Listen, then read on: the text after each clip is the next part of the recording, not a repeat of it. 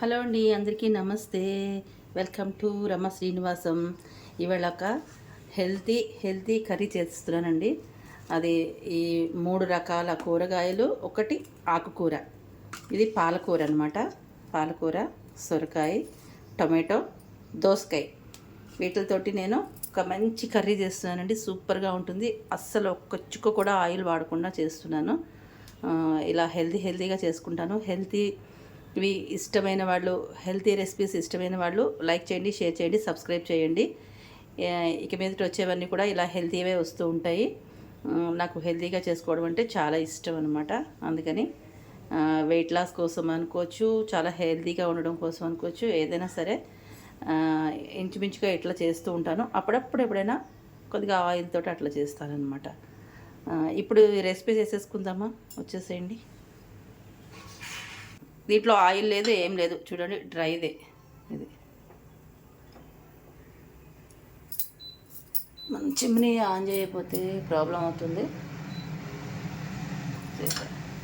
Okay, ఇప్పుడు మనం పోపు వేసుకుందాం.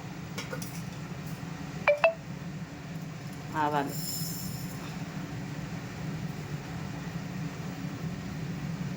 కొంచెం మెంతులు, ఇది కొద్దిగా వేగాలి.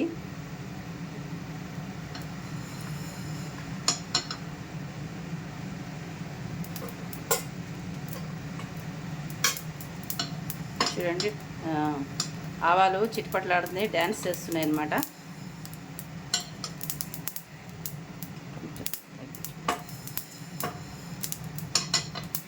అయితే ఇప్పుడు కొంచెం జీలకర్ర వేద్దాం.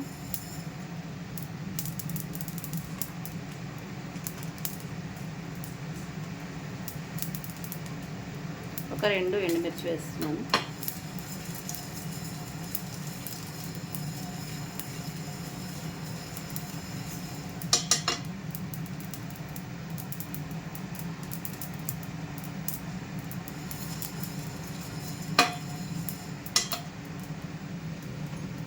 ఇప్పుడు ఇదిగోండి పచ్చిమిరపకాయలు, వెల్లుల్లిపాయలు, కొద్దిగా కచ్చా చేసి వెల్లుల్లిపాయలు వేసుకోవాలి. అలాగే కొంచెం కరివేపాకు, మీకు ఇష్టం, కరివేపాకు బాగుంటుంది కాబట్టి నేను కొంచెం ఎక్కువ వేస్తాను. కరివేపాకు వేసేస్తున్నాను. ఒక్కసారి ఇట్లా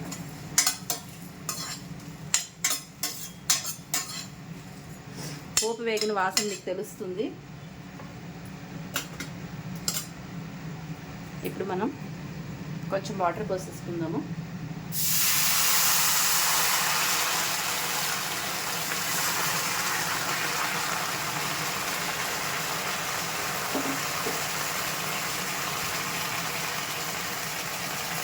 కొద్దిగా పసుపు వేసుకుందాం. అలాగే సాల్ట్, మీ కూరలకు సరిపడా సాల్ట్ వేసేసుకోండి. కారం కూడా, నాకు ఈ మిరపకాయలు చాలా కారంగా ఉన్నాయి, అందుకని కొద్దిగానే వేస్తున్నాను.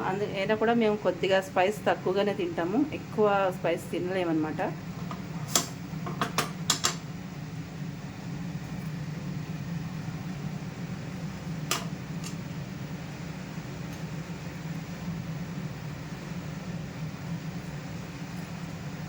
ఇప్పుడు మనం ఈ కూరలన్నీ వేసుకుందాము. టొమాటో అన్నీ వేసేసుకుందాం మొత్తం. దోసకాయ, అలాగే సొరకాయ,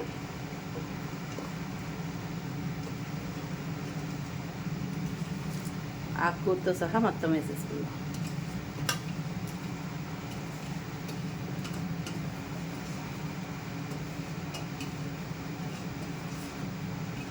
ఇట్లా మొత్తం వేసేసుకుని ఒకసారి కలిపేసుకుందాము. ఇలా హెల్తీగా తింటానండి, చాలా బాగుంటుంది. నాకైతే హెల్తీగా తినడం ఇష్టమే. ఆయిల్ ఉండాలని అట్లా ఏమి ఉండదు నాకు. ఏదైనా హెల్త్ గురించి ఏదైనా చెప్తే కూడా అది వెంటనే నేను ప్రయత్నం చేస్తాను. ఎవరు చెప్పినా అది మాత్రం తప్పకుండా నేను ట్రై చేస్తాను. నేను ఈ రకంగా మేము ఎప్పుడు కూడా చేసుకుంటూనే ఉంటాం. ఎప్పుడు కూడా ఈ మధ్యన రోజు కూడా నేను ఇట్లాగే చేస్తాను, ఆయిల్ లేకుండా చేస్తున్నాను. దోశలు కూడా ఆయిల్ అస్సలు వేయకుండా దోశలు వేసుకుంటున్నాను. జొన్నలు, రాగులు నానబెట్టేసుకుని, కొద్దిగా మినపప్పు నానబెట్టుకుని, అది 1:2 మనం రైస్తో ఎట్లా నానబెట్టుకుంటామో అలాగే నానబెట్టేసుకుని నేను దోశలకి వాటికి వేసుకుంటున్నాను. ఇడ్లీ ట్రై చేయలేదు, దోశలు ఒకటే ట్రై చేశాను అనమాట. చాలా బాగా వస్తాయి. శనగపప్పు ఉడికించుకుని పెట్టుకున్నానండి. ఉడికించిన నీళ్ళు వస్తాయి కదా, పప్పులో నీళ్ళు ఇందులో వేసేసుకున్నాను, వేస్ట్ చేయకూడదని. అలాగే ఒక కప్పుడు శనగపప్పు కూడా ఉడికించుకున్నది దీంట్లో వేసేసుకున్నాను. మూత పెట్టుకుందాము. మూత పెట్టుకున్న తర్వాత ఒక 5 to 7 minutes తర్వాత ఒకసారి మళ్ళీ చూద్దాము. మధ్యలో తీసి చూపిస్తాను. చూడండి, బాగా ఉడుకుతుంది, మంచిగాను మంచి వాసన వస్తుంది. ఆ వెల్లుల్లిపాయలు, పచ్చిమిరపకాయలు, కూరలు అన్నీ వేసాం కదా, సూపర్గా ఉంది. మంచిగా ఇంకా కుక్ అవ్వాలి.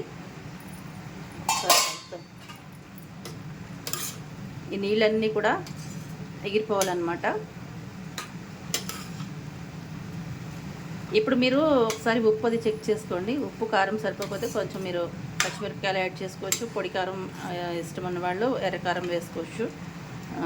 నాకైతే సరిపోయింది, అంత పర్ఫెక్ట్గా ఉంది. వాసనలోనే తెలిసిపోతుంది మన కూర ఎంత పర్ఫెక్ట్గా ఉన్నది అనేది. ఉప్పు సరిపోయిందా లేదా, కారం సరిపోయిందా లేదా అనేది మెయిన్గా ఉప్పు తెలిసిపోతుంది. వాసన కరెక్ట్గా ఉంటే, మంచి వాసన వచ్చింది అనుకోండి, ఉప్పు కరెక్ట్గా సరిపోయిందని అర్థం అన్నమాట. సరే, దీన్ని నేను ఇంక ఇలా మూసిస్తాను. మళ్ళీ తర్వాత చూద్దాం మన కర్రీ ఎంతవరకు అయిందో. కుక్ అయిపోయింది బాగానే. చాలండి, ఇంతవరకు సరిపోతుంది. ఎక్కువ మరీ మెత్తగా అయిపోయేలాగా ఓవర్ కుక్ చేయొద్దు. ఇట్లా అయితే సరిపోతుంది అన్నమాట.